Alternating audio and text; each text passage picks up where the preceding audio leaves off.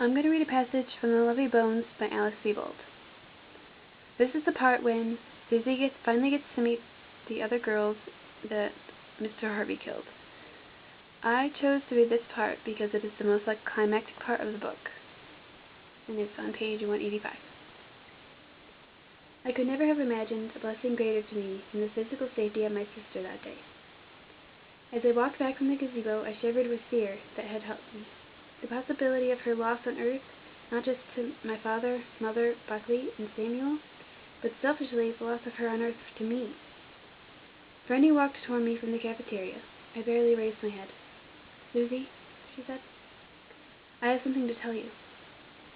She drew me under one of the old-fashioned lamp-posts and then out of the light. She handed me a piece of paper folded into 4. "When you feel stronger, look at it and go there." 2 days later, Brandy's map led me to a field that I had always walked by, but which, though beautiful, I had left unexplored. The drawing had a dotted line to indicate a path. Searching nervously, I looked for an indentation in rows of wheat. Just ahead I saw it. As I began to walk between the rows, the paper dissolved in my hand. I could see the old and beautiful olive tree just up ahead. The sun was high, and in front of the olive tree was a clearing. I waited only a moment until I saw the wheat on the other side begin to pulse with the arrival of someone who did not crisp the stalk.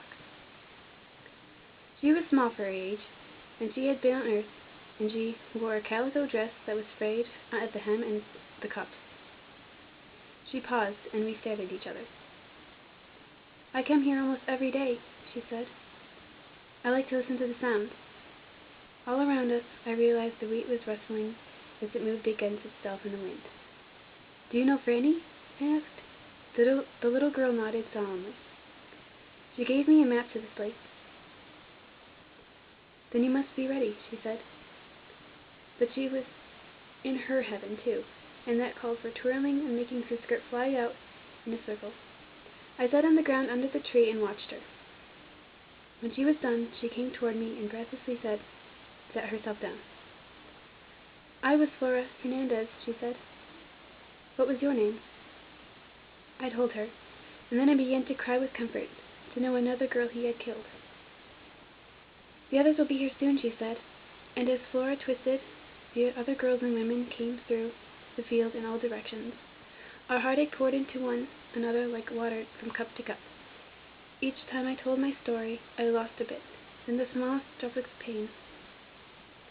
It was that day that I knew I wanted to tell the story to my family, because horror on Earth is real, and it is every day.